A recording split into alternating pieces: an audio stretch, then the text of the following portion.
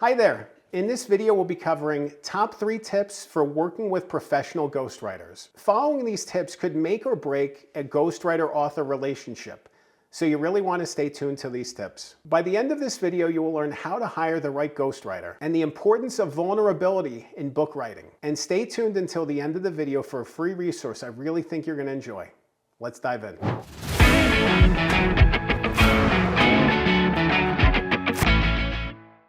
You want to work with a ghostwriter, you want to write a book or LinkedIn posts, and you found somebody, which is a great step, but take your time. You don't want to jump into this blindly and too soon and too quickly and make a decision that you're going to regret. It's so common when people first start working with a ghostwriter to have so much enthusiasm and excitement and energy.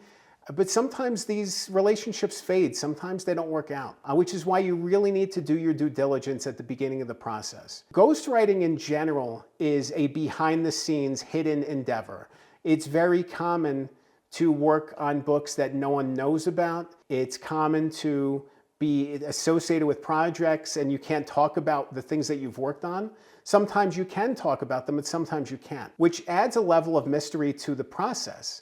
You can find the ghostwriter who talks a big game, but what can they actually do for you? What projects have they worked on previously that relate to yours? Why are they the best fit for you for this project? All of those reasons are why you should interview the ghostwriter before you hire them, read through their clips, talk to previous clients of theirs. If they're a successful ghostwriter, they should have clients ready to go who are willing to sing their praises and talk about working with them. You want to know that this is the right fit and you want to hear from other people that they're the right person for you. There's a likelihood that the project won't work out. Maybe you'll lose faith in it. Maybe you'll lose momentum. Maybe life will get too busy. But you want to make sure that you've made the right decision for your ghostwriter, which is why you really need to do your due diligence at the beginning of this process.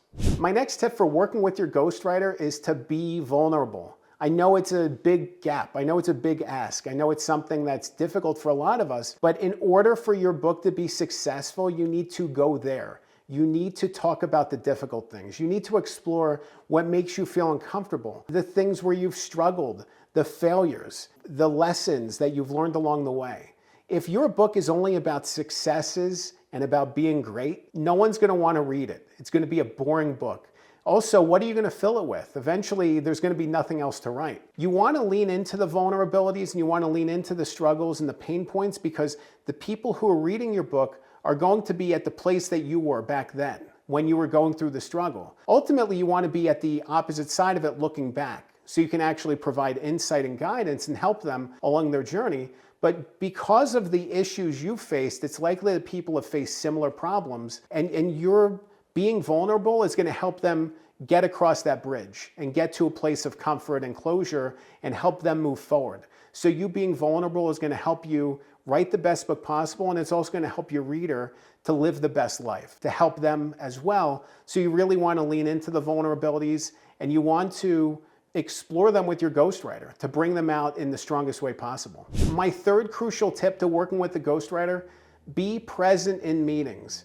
Nothing destroys the momentum of a project more than an author who doesn't really feel confident in it, who's too busy, who doesn't have the time, and who can't block out distractions. Every time that we're distracted, it takes us out of our mode. And it's so easy and so common if you're very busy to have that bleed into your time with your ghostwriter. I've worked with so many different clients in so many different walks of life, and I can tell you honestly, the best projects, the most productive projects were the ones where the author could block out elements of their day, time of their day, where we could talk and talk openly without distraction. There's no one bothering them. There's no one getting in the way.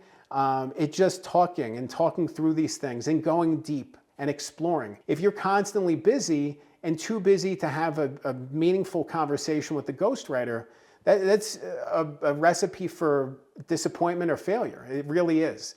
It's likely that your project isn't going to be as powerful as you want it to be. Your ghostwriter is going to become resentful. You don't want that. You want this process to be as successful as possible. So if you find the time to be able to block out an hour of your week to be able to have a conversation with a ghostwriter, It's going to be really powerful.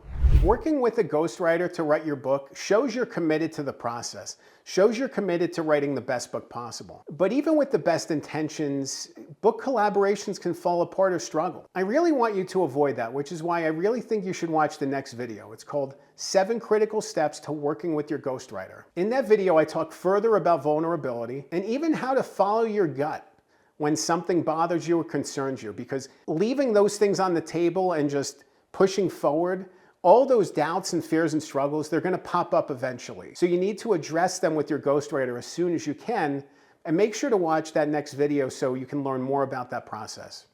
Remember, a good book can change your life. I'm Dan Good. Thanks for watching.